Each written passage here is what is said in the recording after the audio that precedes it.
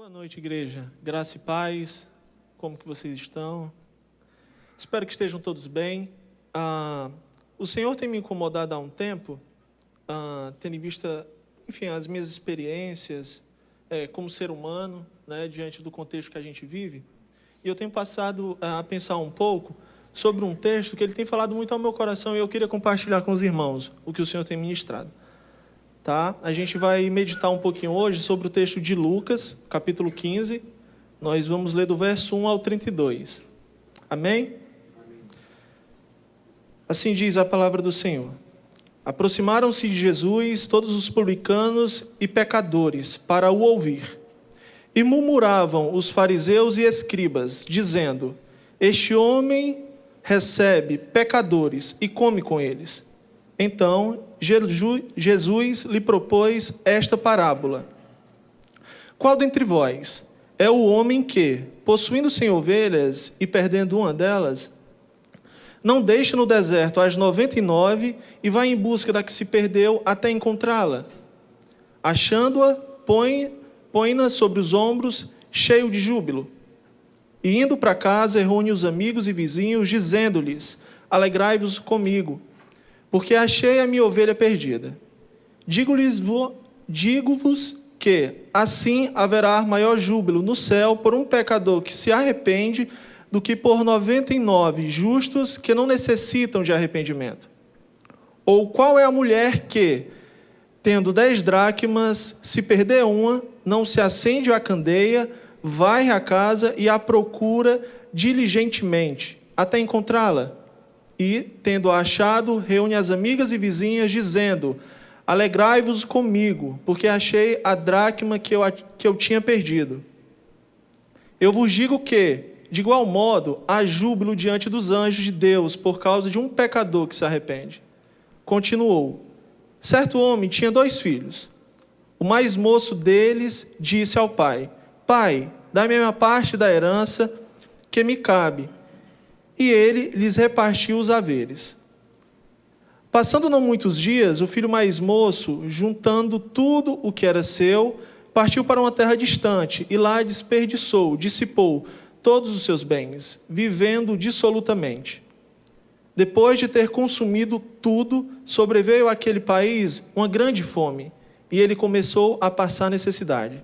Então, ele foi e se agregou a um dos cidadãos daquela terra, e este o mandou para os seus campos a guardar porcos. Ali desejava ele fartar-se das alfarrobas que os porcos comiam, mas ninguém lhe dava nada.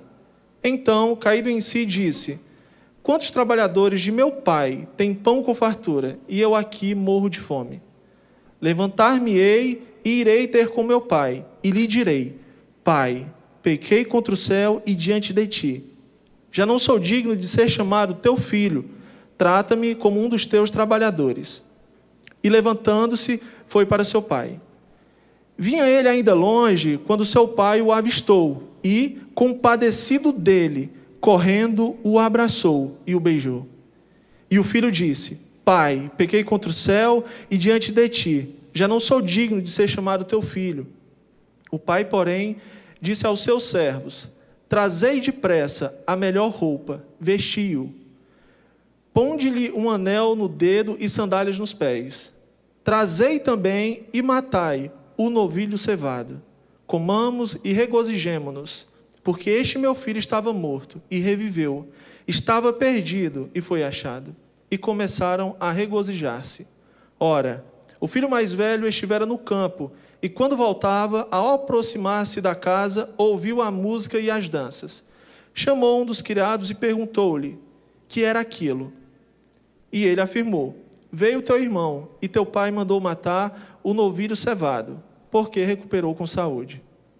E se indignou e não queria entrar. Saindo, porém, o pai procurava conciliá-lo. Mas ele respondeu a seu pai: Há tantos anos que tenho servido sem jamais transgredir uma ordem tua, e nunca me deste um cabrito sequer para alegrar-me com os meus amigos. Vindo, porém, este teu filho, que desperdiçou todos os teus bens com meretrizes, Tu mandastes matar para ele o novilho cevado. Então lhe respondeu o pai: Meu filho, tu sempre estás comigo, tudo que eu tenho é teu. Entretanto, é preciso que nos regozijemos e nos alegrássemos, porque esse teu irmão estava morto e reviveu, estava perdido e foi achado. Que o Senhor nos abençoe. Meus irmãos, muitos momentos da nossa vida são marcados por experiências que nos marcam por conta das emoções que nós vivemos. Nós vivemos várias emoções, e eu acredito que uma das mais desejadas que nós temos é a alegria. Quem aqui não quer se alegrar? Então, a alegria, ela faz parte desse bojo de emoções que nós sentimos, e é bom nos alegrarmos, nós gostamos disso.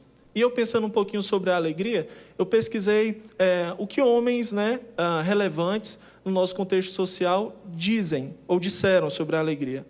E Shakespeare disse o seguinte: a alegria evita 1000 males e prolonga a vida.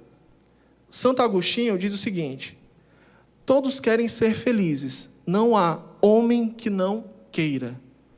E Aristóteles diz o seguinte: a felicidade é o fim último de todas as ações humanas. Ou seja, tudo que nós fazemos, pelo menos segundo Aristóteles, tem como objetivo final nós nos alegrarmos com o que nós fazemos, ou pelo menos termos uma recompensa agradável daquilo.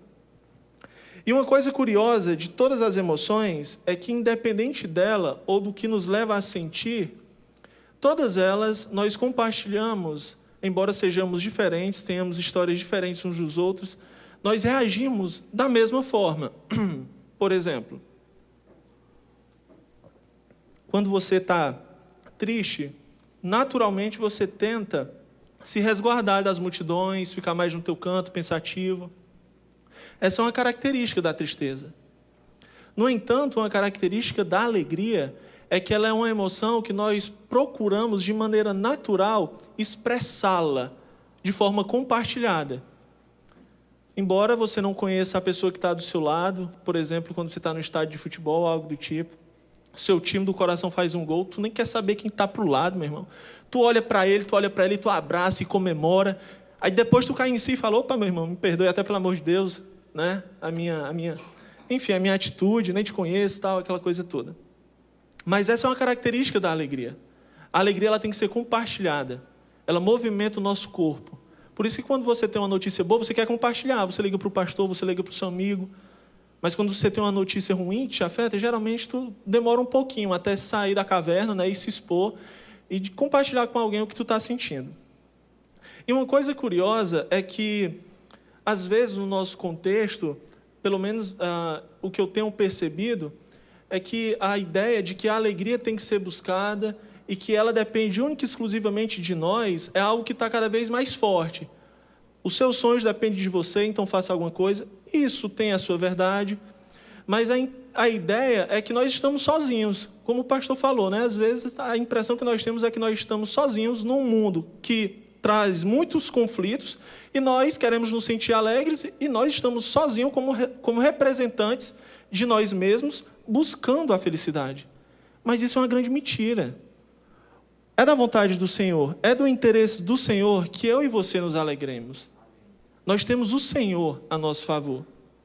E é interessante a gente observar na história do povo de Deus, especificamente quando está ali os hebreus debaixo do jugo do império egípcio, sofrendo, e o Senhor decide mudar a história daquele povo. Um povo que estava debaixo do jugo da escravidão, sofrendo, e o Senhor decide se manifestar para mudar a história daquele povo.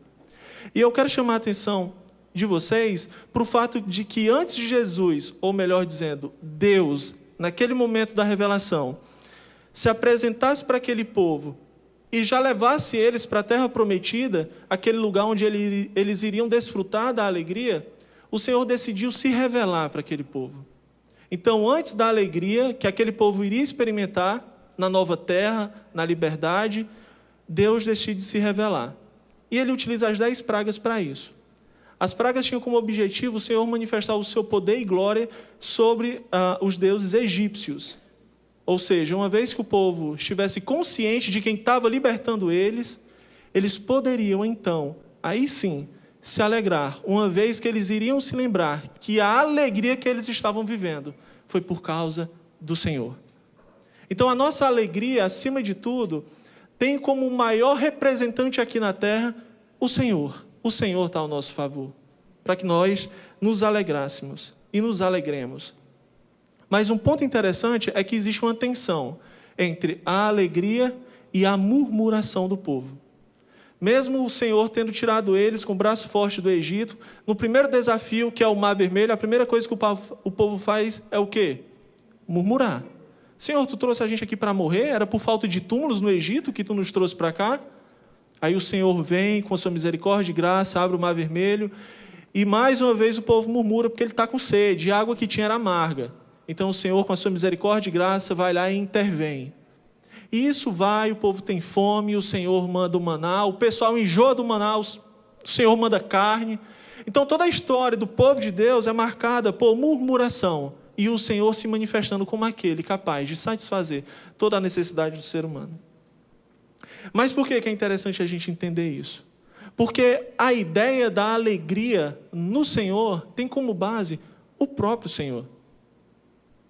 Quando nós entendemos um pouco mais desse pano de fundo e caminhamos um pouco mais na história, o Senhor estabelece algumas festas que tem como objetivo o povo lembrar da ação poderosa de Deus, na qual eles se alegraram, para que eles entendessem, nessas festas, que eles estavam se alegrando no Senhor, que tem poder de mudar a história, de mudar cenários. Ao longo da história, o Senhor sempre teve a intenção de fazer com que o povo se alegrasse, e Ele ser o centro da alegria do povo. E tendo como vista esse pano de fundo, eu queria chamar vocês a atenção para a gente refletir à luz do texto de Lucas, porque ele vai nos ajudar a entender o movimento de murmuração e as propostas da alegria, que podem ser recusadas. E eu queria conversar um pouquinho com vocês à luz do tema. Jesus revela que a alegria continua no mesmo lugar. Jesus revela que a alegria continua no mesmo lugar. O texto que lemos ele é composto de 3 parábolas. E a primeira parábola é a parábola da ovelha perdida, a segunda da dracma e a terceira dos filhos pródigos. E todas as 3 parábolas têm como objetivo responder o versículo 1. Aproximaram-se de Jesus todos os publicanos e pecadores, e o segundo, e murmuravam os fariseus e os escribas, dizendo: este homem recebe pecadores e come com eles.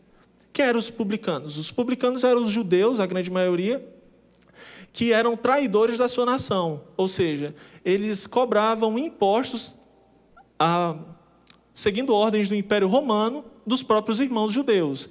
Então, eles eram uma categoria diferente de pecadores, por isso que é essa distinção de publicanos e pecadores. E quem eram os pecadores?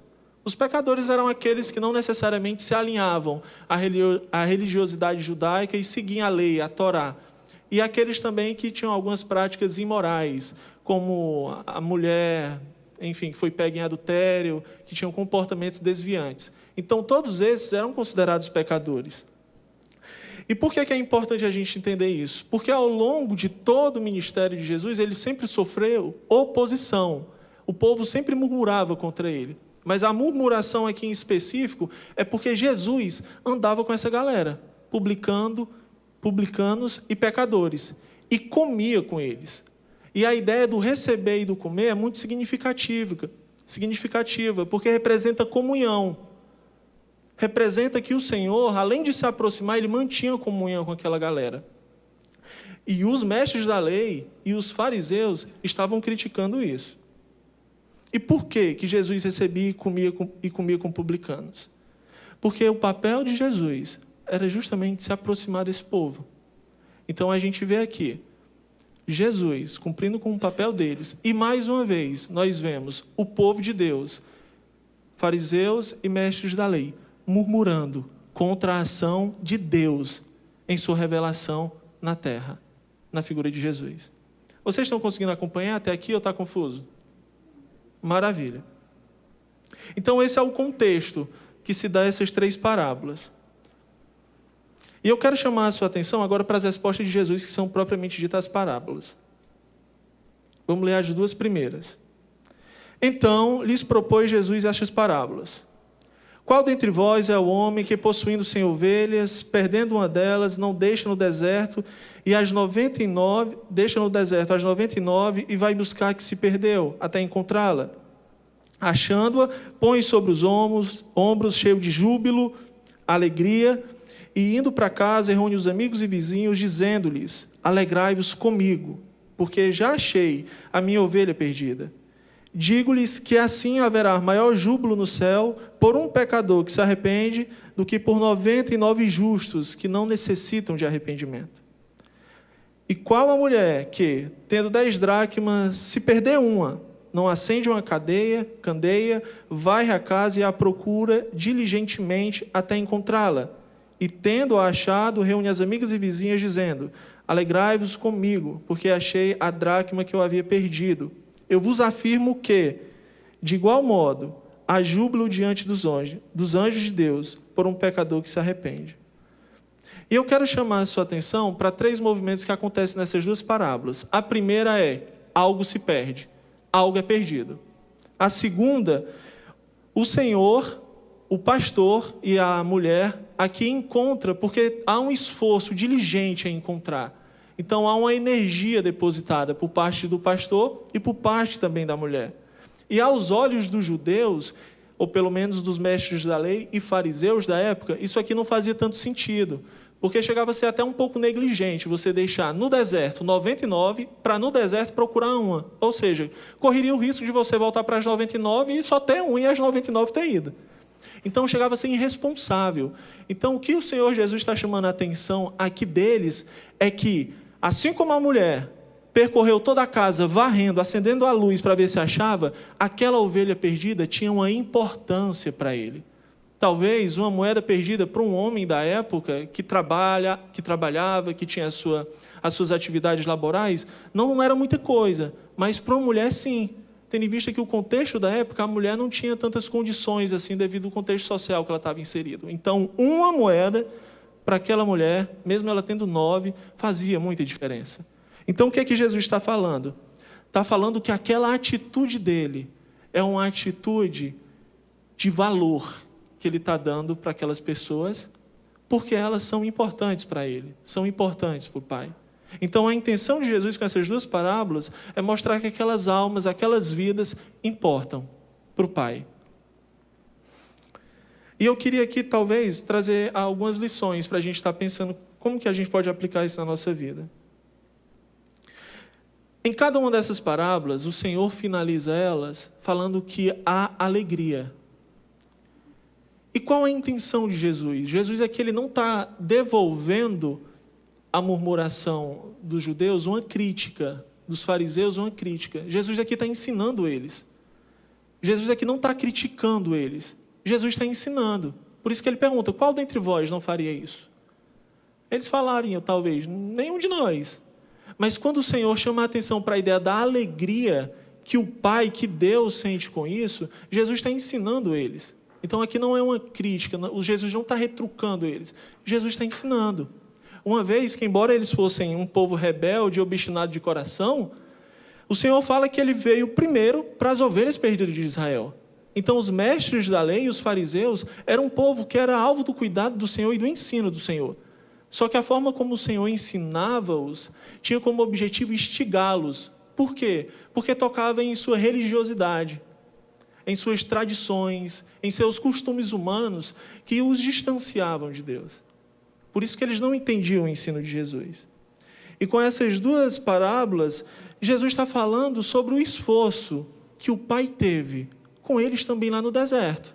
Eles estavam perdidos, necessitados da intervenção de um Deus poderoso, e eles tiveram a graça e a misericórdia de Deus sobre a vida deles, e eles foram libertos. Por isso se alegraram. Mas uma pergunta interessante: por que eles não conseguiam se alegrar ao ver Jesus libertando também pecadores e publicanos? E aqui é um ponto interessante que a gente precisa pensar. A religiosidade pode nos afastar ou pode nos impedir de reconhecer o nosso Pai. Aquele povo marcado pela religiosidade não conseguiam enxergar a ação do Deus deles. por que é importante a gente entender isso? Porque o fato de eu e você termos experimentado da graça do Senhor, da misericórdia do Senhor, não necessariamente implica que nós vamos ser misericordiosos com o outro. Era isso que estava acontecendo. Aquele povo que foi alvo da misericórdia estava criticando, porque o Deus de misericórdia estava sendo misericordioso. E nós temos que abrir os nossos olhos para isso, porque nós podemos ser como esses fariseus e mestres da lei, diante da misericórdia do Senhor, que está aí espalhada pela nossa nação, essa geração. Termos experimentado a misericórdia do Senhor não necessariamente nos faz misericordiosos. Desfrutar da liberdade não necessariamente faz com que nós nos alegremos do outro ser liberto. Eles estavam felizes porque foram libertos, mas estavam tristes, insatisfeitos e murmuravam porque o outro estava alcançando a libertação dos seus pecados. Na verdade, eu e você podemos até olhar para o outro e falar: você não merece. Esse aqui não merece não. Aquele lá até que vai, escapa, mas esse não. Porque esse aqui é inadmissível. Porque é isso que nós fazemos. Porque sermos alcançados não necessariamente nos faz aquele que quer que o outro seja alcançado. E é isso que está acontecendo.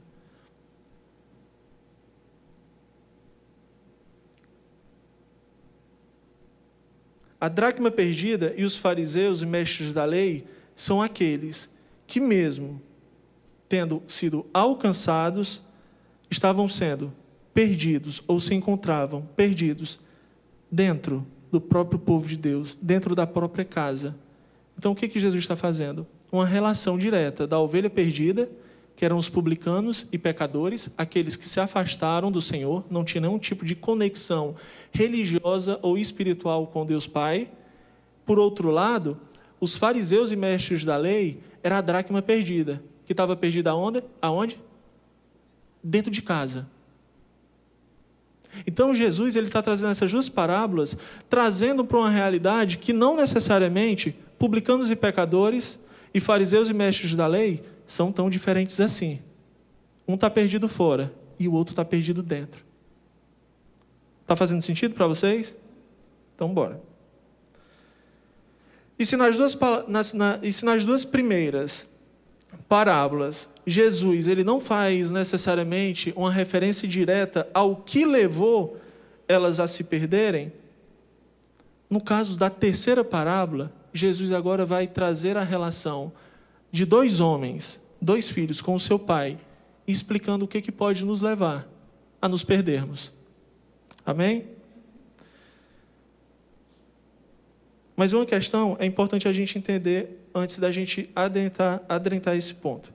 O pai na cultura judaica, ele era uma figura extremamente importante. Não só na cultura judaica, mas naquilo que o Senhor quer estabelecer enquanto a figura paterna. O pai representa força, autoridade, liderança, cuidado, provisão. Então, quando Jesus ele traz a referência de dois homens e seu pai, ele está fazendo a relação de dois filhos que dependem da autoridade, da liderança e do cuidado e da provisão desse pai sobre a vida deles. E eu quero chamar a sua atenção para a primeira história, que é a do filho. O mais moço deles disse ao pai: Pai, dai-me a parte dos bens que me cabe. E ele lhe repartiu os haveres. O primeiro ponto crítico que a gente pode achar desse texto, ele é um texto bem conhecido da gente, é que o fato do filho ter pedido a herança antes do pai falecer é algo inadmissível. Mas eu queria pensar um pouquinho com vocês que não necessariamente isso é o ponto crítico desse texto. Uma vez que era possível e é possível esse pedido ser feito, depende muito do contexto que ele é feito para que de fato isso seja uma desonra para o seu pai. Digamos que o filho, por alguma tragédia ou catástrofe, ele esteja enfermo. E é necessário que ele tenha dinheiro para cuidar da sua saúde. Ele pode chegar para o pai: Pai, me desculpa estar te pedindo isso, mas é porque a situação está feia, eu estou vendo a hora morrer, eu sou muito novo. Me desculpa, mas teria como o senhor me haver essa parte da herança para que eu cuide da minha saúde? Então, dependendo do contexto, embora seja algo estranho para a cultura judaica, não necessariamente seria um escândalo. E por que eu estou tentando abrir esse parêntese para a gente pensar? Porque a ideia é que o ponto crítico desse texto está na parte seguinte, que é no verso 12.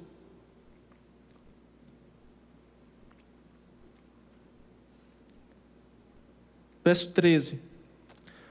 Passando não muitos dias, o filho mais moço, ajuntando tudo o que era seu, partiu para uma terra distante.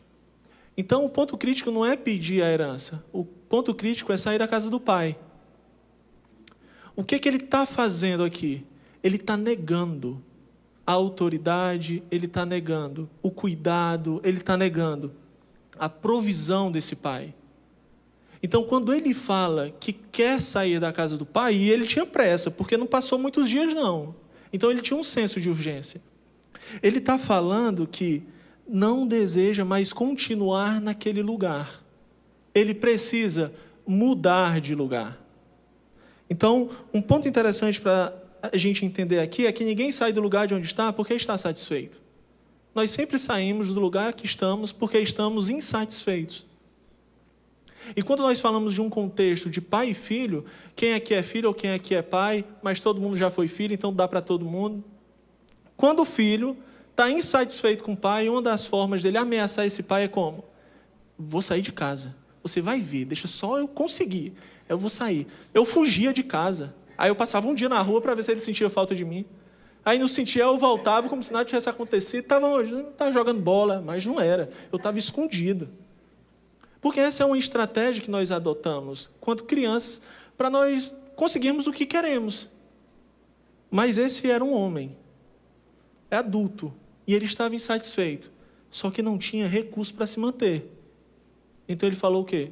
Pai, me dá a minha parte que me cabe, que isso não necessariamente seria um problema, se ele continua na casa do pai, talvez, pai, eu quero esse dinheiro aqui para abrir um negócio, que eu vou te dar orgulho, e a família vai crescer. Isso poderia ser até bem visto no contexto, porque a gente vê ali uma família em harmonia, ajudando um ao outro para a sobrevivência e o crescimento da casa. Mas não era isso que estava acontecendo.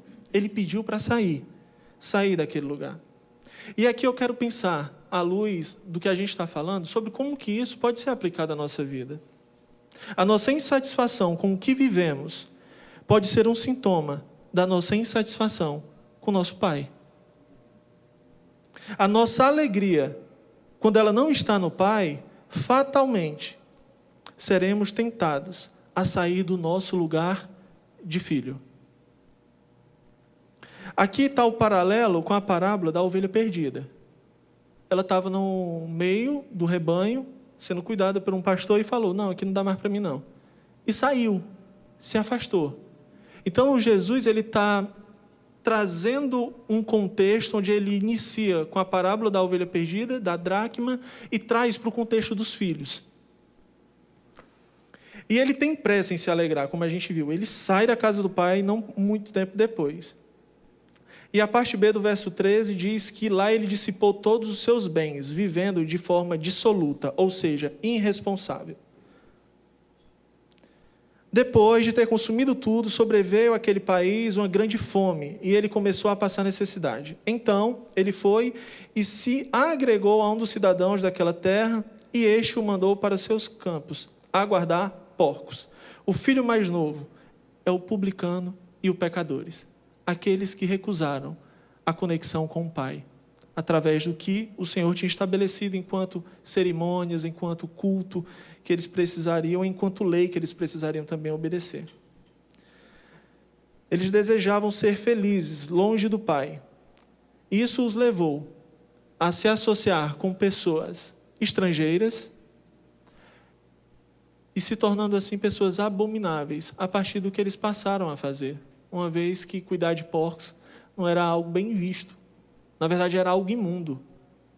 Para você ter ideia, se uma pessoa, no caso samaritana, ela se aproximasse de um judeu e a sombra dela se projetasse sobre o judeu, ele precisaria ali passar por um processo de purificação. Para você ver o tamanho do zelo que eles tinham com relação a não se aproximar daquilo que eles acreditavam ser impuros, ou ser impuro. E o verso 16 diz que ali ele desejava fartar-se. Essa versão que eu escolhi é um trava-língua. Ali desejava ele fartar-se das alfarrobas que os porcos comiam, mas ninguém lhe dava nada. Eram miseráveis pecadores que, na esperança de uma vida melhor, passaram a viver e trazer sobre si desgraça. Estavam sofrendo longe da casa do Pai. E é isso que Jesus queria mostrar para os publicanos e pecadores, aliás, para os fariseus e mestres da lei, que eles eram um povo que estava sofrendo e que eles precisavam da misericórdia, mas eles não viam. E é isso que Jesus quer que a sua igreja veja quando vê um pecador, independente de com quem ele anda, de onde ele está e com que ele trabalha. A religiosidade, a busca por uma santidade desprovida da piedade e do amor, pode fazer com que nós rejeitemos aquele que o Senhor quer buscar. É isso que está acontecendo aqui. E os versos seguintes nós observamos o regresso desse filho. Ele lembra do único lugar que ele poderia ter sua história mudada, a casa do pai. Verso 17. Então, caído em si, disse: quantos trabalhadores de meu pai têm pão com fartura e eu aqui morro de fome? Levantar-me-ei e irei ter com meu pai, e lhe direi: pai, pequei contra o céu e diante de ti já não sou digno de ser chamado teu filho. Trata-me como um dos seus trabalhadores. Mas olha aqui a reação do pai diante da postura do filho. Verso 20, parte B. Vinha ele ainda longe, o filho, quando seu pai o avistou, e compadecido dele, correu e o abraçou e o beijou. E o filho disse: pai, pequei contra o céu e diante de ti já não sou digno de ser chamado teu filho. O pai, porém, disse aos seus servos, ele nem ouviu o que o filho tinha para dizer, nem respondeu, nem quis desconversar. Ele falou: trazei depressa. Da mesma forma que o filho tinha pressa para sair de casa, o pai tinha pressa em trazer para dentro de casa.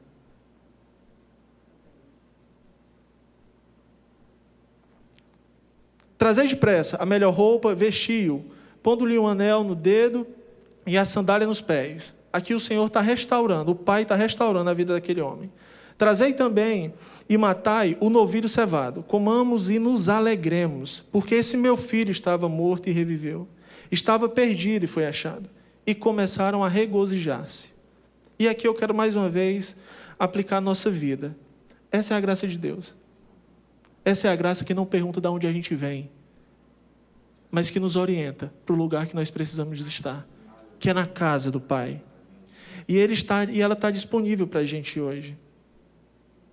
Existe uma nova vida escondida em Deus, na casa do Pai, para aqueles que se arrependem. E aqui tem uma grande festa, mas falta quem? O filho mais velho. A festa está rolando, e cadê o filho mais velho? Verso 25. Ora, o filho mais velho estivera no campo, e quando voltava, ao aproximar-se da casa, ouviu a música e as danças. Chamou um dos criados e perguntou-lhe que era aquilo. E ele informou: veio teu irmão e teu pai mandou matar um novilho cevado, porque o recuperou com saúde. E ele se indignou. E aqui nós percebemos que Jesus, na maneira como ele traz esse texto, ou constrói essa história, ele está mostrando que o filho mais velho não é tão diferente do filho mais novo. Nós vemos aqui alguém que está indignado também, insatisfeito. Com quem? Com o pai. Nossa resistência em desejar que um pecador, no caso, o filho que retornou para casa, e os filhos que o Senhor quer trazer para essa casa, a nossa resistência em querer eles aqui também pode ser um sintoma da nossa insatisfação com o nosso Pai, uma vez que nós estamos indo contra a vontade dEle. Então, às vezes a gente acha que desagradar ao Senhor é apenas fazer algo que fere um mandamento muito claro, que não poderia ser ferido. Mas nós não nos alegrarmos com o que alegra o Senhor é ir contra Ele. Então, o que tem nos alegrado? Porque talvez o que me alegra me distancia do Pai, e o que não me alegra também me distancia do Pai. Vai depender do que se trata. E aqui o que estava acontecendo é que tinha um filho que não estava concordando com o retorno de um filho rebelde, pecador e miserável. Quantas vezes você rolou o feed no seu Instagram? Quem aqui assistiu o show da Madonna? Lady Gaga, não era? É. Quem aqui assistiu? Por que vocês não assistiram? Hã? Perfeito. A gente era para estar ali resgatando aquele povo. Quem aqui criticou?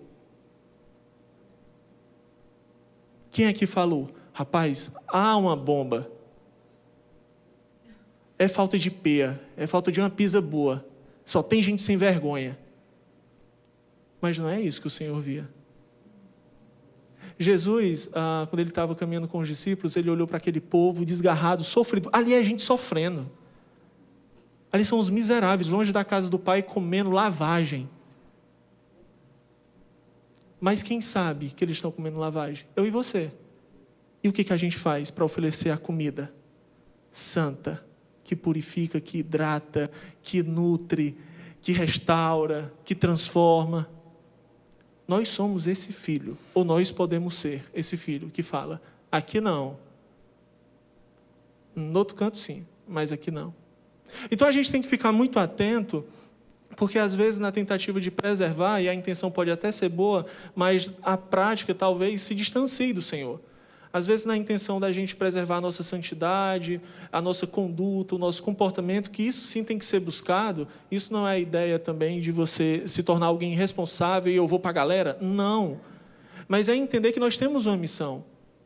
Nós estamos orando aqui para que o Senhor nos dê a provisão para aumentar esse templo. Mas quem vai vir para cá, meu irmão, é a ovelha perdida.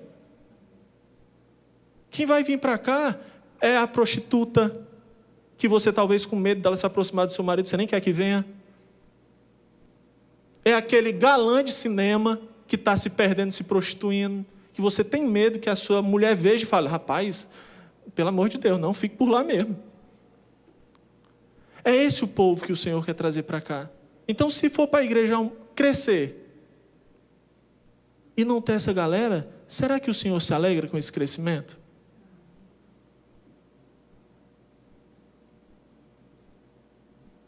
Aqui nós estamos falando de um pai, mas tem o terceiro filho, que é o próprio Jesus, que é aquele que está atrás dos perdidos. Jesus, no capítulo 14 de João, que na verdade é a base do nosso tema anual, fala que ele foi preparar lugar para a gente, para quando ele voltar, nos levar com ele. Mas no verso 15, no capítulo 15, ele fala ali sobre a necessidade de nós permanecermos nele, para que a gente consiga dar fruto nele. E eu queria ler com vocês aqui o que Jesus fala dentro desse contexto, do texto de João, capítulo 15, do verso 9 ao 11. Como o Pai me amou, eu também vos amei. Permanecei no meu amor. Se guardardes os meus mandamentos, permanecereis no meu amor. Assim como também eu tenho guardado os mandamentos do meu Pai, e em seu amor permaneço. Tenho-vos dito essas coisas para que o meu gozo, a minha alegria, a alegria do Senhor, essa que a gente está falando, que a gente busca, e que o Senhor quer que nós tenhamos, esteja em vós, e o vosso gozo seja completo. O que Jesus está fazendo com essas 3 parábolas aqui é mostrando para aqueles fariseus e mestres da lei que a fonte da alegria continua sendo a mesma. O Senhor, em sua misericórdia, em sua graça e na obra redentora dele. Então existe uma alegria reservada para aqueles que voltam para dentro de casa. Mas também existe uma alegria reservada para aqueles que vão buscar os que estão do lado de fora, na obra de redenção. Então existe uma alegria reservada para a igreja, quando ela cumpre a sua missão de não rejeitar o perdido. Existe uma alegria reservada para o coração de cada filho, na medida que esse se dispõe a ir atrás do irmão que está perdido. Existe uma alegria reservada na obra do Senhor. Existe uma alegria reservada no próprio Senhor. Jesus Cristo é a manifestação da alegria reservada para as nossas vidas. Eu falei no início de todas aquelas festas, né, que apontavam para a fidelidade e o caráter de Deus cuidando daquele povo. Todas essas festas apontam para Cristo. O Deus que provê, o Deus que guarda, o Deus que protege. Hoje é culto de Santa Ceia. É culto onde a família se reúne para participar do sangue que uniu os integrantes da casa. Todos os irmãos. Tem algumas cadeiras vazias. E em nome de Jesus terão mais, porque aqui vai crescer. Mas a vontade do Senhor é que esteja cheio de ovelhas perdidas. A missão da nossa igreja é transformar homens e mulheres, pessoas, em verdadeiros discípulos do Senhor e frutíferos discípulos do Senhor. A grande questão é: quem nós somos nessa história? O primeiro filho, o que está desgarrado? O segundo, que não quer que ninguém entre e que está aqui em busca daquilo que o Senhor, o Pai, pode dar, porque afinal estou trabalhando muito e não estou recebendo nada, viu? Quando na verdade o Pai fala: meu filho, tu sempre me teve, eu sou a tua recompensa e tudo que eu tenho é teu, ou seja, tu não vai ter falta de nada. Ou nós somos quem nós somos chamados para ser, imitadores de Cristo, o terceiro filho, aquele que vai em busca da ovelha perdida. Que o Senhor nos abençoe. Amém?